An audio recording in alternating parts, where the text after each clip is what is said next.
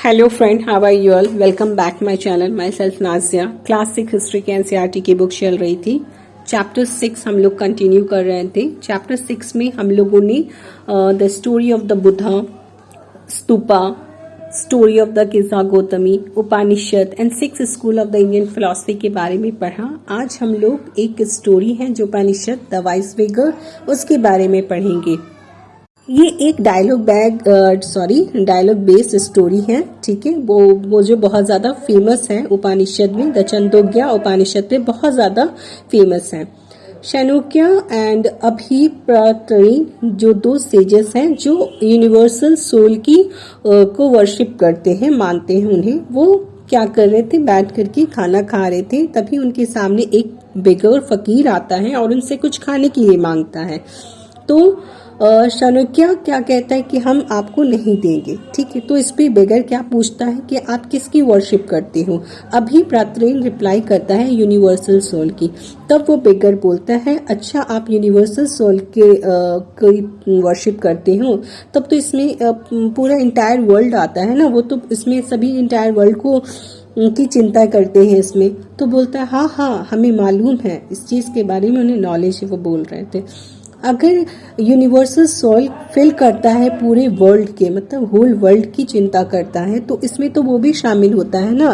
तो but a part of the whole world हूँ। तो वो पूछता है मैं कौन हूँ? मैं भी तो इस वर्ल्ड का पार्ट हूँ। बेगर उनसे पूछता है। तो उसमें से कहता है कि ओ यंग ब्राह्मण, यू स्पीक द ट्रूथ, तुमने ये सच कहा है। देन वो क्या करते हैं? तो बेगर बोलता है कि तब आप मुझे खाना देने से क्यों मना कर रहे थे? तब उन्हें ये रियलाइज होता है और वो क्या करते हैं? बेगर को खाना अपना शेयर कर देते हैं, दे देते हैं, ठीक है। So how did the beggar convince the sages to the share their food with him? So किस तरीके से वो फकीर ने, जो बेगर था, किस तरीके से दोनों सेजेस को कन्विंस किया कि वो अपना खाना उसे दे दे। Now Panini the grammarian, this was also the time when other scholars at work. ये ऐसा वक्त था जहाँ पे तमाम सभी स्कॉलर्स और भी दूसरे स्कॉलर अपने वर्क पे थे। One of the most famous was Panini, उनमें से सबसे ज्यादा फेमस पनानी थे। Who prepare a grammar for Sanskrit, जो ग्रामर के संस्कृत के लिए ग्रामर प्रिपेयर कर रहे थे। He arrange the vowels and the consonant in a special order, उन्होंने क्या किया था? वॉवेल और कॉन्स्टेंट को एक स्पेशल ऑर्डर में अरेंज किया था। And then use this to create formula like those found in algebra, और उसे इस तरीके से यूज किया, उसे इस फॉर्मूले से क्रिएट किया जिस तरीके से अलजेब्रा में पाया जाता है। He use this to write down the rules of the language, इसने इस चीज को इस तरीके से इस्तेमाल किया और राइट किया लैंग्वेजेस का रूल्स इन शॉर्ट फार्मूला में। लगभग 3000 अराउंड थे उसमें। ओके, नाउ नेक्स्ट है जैनिज्म्स। वर्धमाना महावीरा, जो 24 तीर्थंकरा जैनास के 24 तीर्थंकरा और लास्ट जैनास थे वर्धमाना महावीरा।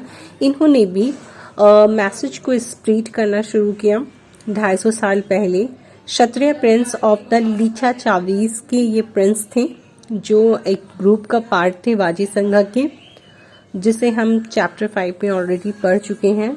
इन्होंने 30 एज, मतलब 30 साल की उम्र में इन्होंने अपने घर को छोड़ा और फॉरेस्ट में रहना शुरू किया।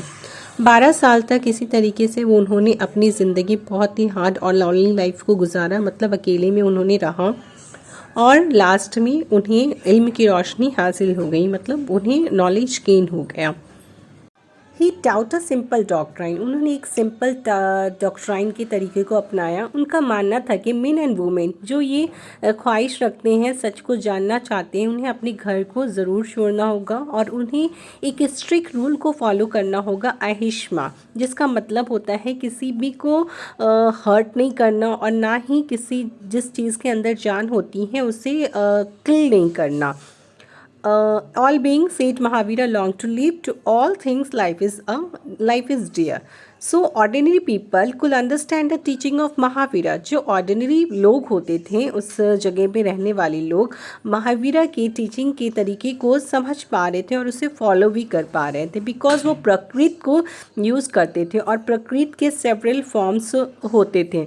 So use in different parts of the country. और वो प्रकृति का फॉर्म जो था अलग अलग डिफरेंट पार्ट्स कंट्री के अलग अलग इलाकों में यूज़ होता था और उससे उसके रीजन के हिसाब से नाम दे दिया जाता था। फॉर एग्जांपल प्रकृति जो अगर मगधा में बोली जा रही है तो उसे मगधी जाना जाता है।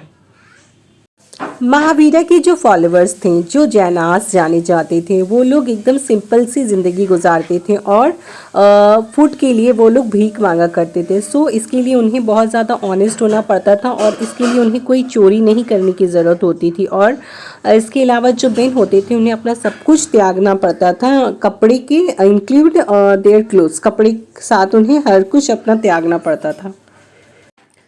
ये बहुत ज़्यादा डिफ़िकल्ट होता था मेन एंड वुमेन के लिए जो इस तरीके के रूल को फॉलो करते थे। और इसके अलावा हज़ारों लोगों ने अपने घरों को छोड़ा इसे लर्न करने के लिए और एक नई वे ऑफ लाइफ को सीखने के लिए और टीच करने के लिए। बहुत सारे लोग जो पीछे रह गए थे, जो इस चीज़ों को नहीं अपनाए थे, वो सपोर्ट करते थे, जो मोंक और नन बनते थे और उन्हें फूड प्रोवाइडेड करते थे। जैनिज़्म को सबसे ज़्यादा सपोर्ट ट्रेडर्स और फार्मर्स के ज़रिए किया गया। क्यों? क्योंकि उनके लिए क्योंकि उन्हें क्या करना पड़ता था, क्रॉप्स को प्रोटेक्ट करने के लिए उन्हें इंसेक्ट को किल करना पड़ता था। सो जिसके लिए बहुत ज़्यादा डिफ़िकल्ट होता था इस रूल को अपनाने के लिए, क्योंकि ये रूल बताता है कि कोई भी लिविंग बीइंग को हर्ट नहीं करना, किसी भी चीज़ को किल नहीं करना। जैनिज़्म जो था वो बहुत ज़्यादा स्प्रेड होने लगा, नॉर्थ इंडिया के डिफरेंट पार्ट्स में स्प्रेड होने लगा। इसके अलावा गुजरात, तमिलनाडु, कर्नाटका, इन सभी इलाकों में जैनिज़्म बहुत तेज़ी से स्प्रेड करने लगा। महावीरा का जो टीचिंग का फॉर्म था और उनके फॉलोअर्स थे वो ओरली तौर पर कुछ सेंचुरीज तक इसी ओरली तौर पर सिखाते गए वो लोगों को। उसके बाद इस चीज़ को रिटेन किया गया, लिखा गया, जो आज के वक्त में अवेलेबल है हमारे पास। एक प्लेस है जिसको वल्लभी बोलते हैं, जो गुजरात में है। 1500 साल पहले ये चीज़ें लिखी गई थी, जो जिसे आप मैप 7 पेज नंबर 105 में देख सकते हो। देख लीजिए मैप 7, जिस गुजरात जहाँ लोकेटेड है वहाँ पे वल्लभी है, मैंने टिक किया है। संज्ञा के बारे में पढ़ने से पहले हम लेफ्ट साइड में एक कॉलम है जैना। जैना एक वर्ड है जो जीना टर्म से आता है, जिसका मतलब होता है कंक्यूर करना। Why do you think the term Jina was use for Mahavira? क्या आप क्या थिंक करते हो, और जो टर्म जीना था वो महावीरा के लिए जो यूज़ किया गया था। सो नेक्स्ट है संघा। Both Mahavir and the Buddha ये फील करते थे कि जो लोग अपने घर को छोड़ेंगे उन्हें ही ट्रू नॉलेज हासिल होगा, मतलब सच्ची नॉलेज उन्हें ही हासिल होगी जो अपने घर को छोड़ करके इस चीज़ की तलाश में निकलेंगे। ये बुद्धा और महावीरा का मानना था। सो उन्होंने क्या किया, इस पर्पस के लिए एक अरेंजमेंट किया ताकि लोग, ऐसे लोग साथ में रह सकें। संघा एक एसोसिएशन का फॉर्मेशन हुआ, जो लोग अपने घरों को छोड़ करके ऐसी जगहों पर रह सकते हैं।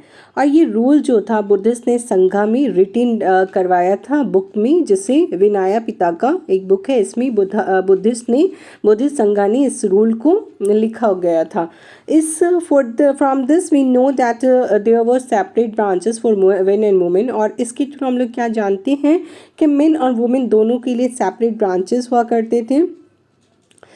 ऑल मेन कुल ज्वाइन द संघा, तमाम मेन जो थे, जितने भी मेन थे वो संघा को ज्वाइन कर सकते थे। However children had to take the permission of their parents. अगर बच्चे इस चीज़ में जुड़ना चाहते हैं तो उन्हें अपने पेरेंट्स से इसके लिए इजाज़त लेनी होगी, तब वो इस चीज़ में ज्वाइन हो सकते हैं। एक स्लेव्स को इसमें ज्वाइन होने के लिए अपने मास्टर से परमिशन की ज़रूरत होती होगी। और एक जो ऐसे लोग जो राजा के यहाँ काम करते होंगे उन्हें अपने राजा की परमिशन लेनी होगी। और औरत को, वुमेन को अपने हस्बैंड की परमिशन लेनी होगी इस चीज़ में ज्वाइन होने के लिए। Main and women who join the संघा, मर्द और औरत जो संघा में ज्वाइन होते थे वो लोग सिंपल सी ज़िंदगी गुजारते थे और वो लोग ज़्यादातर वक्त में मेडिएशन ही करते थे। और सिटीज़ और विलेजेस, गाँव और शहर में वो लोग भीख मांगने के लिए जाया करते थे खाने के लिए। और इनके ये इस वक्त का टाइमिंग, भिक्षा का, भीख मांगने का वक्त जो होता था ना, वो फिक्स होता था। That is why they were known as bhikkhus and bhikkhunis. इसी वजह से ये लोग जो मर्द होते थे उनको भिकूस बोला जाता था। और ये प्रकृत वर्ड है बेगर का, रिनाउंसर। और जो औरत होती थी उनको भिक्यूनीज बोला जाता था।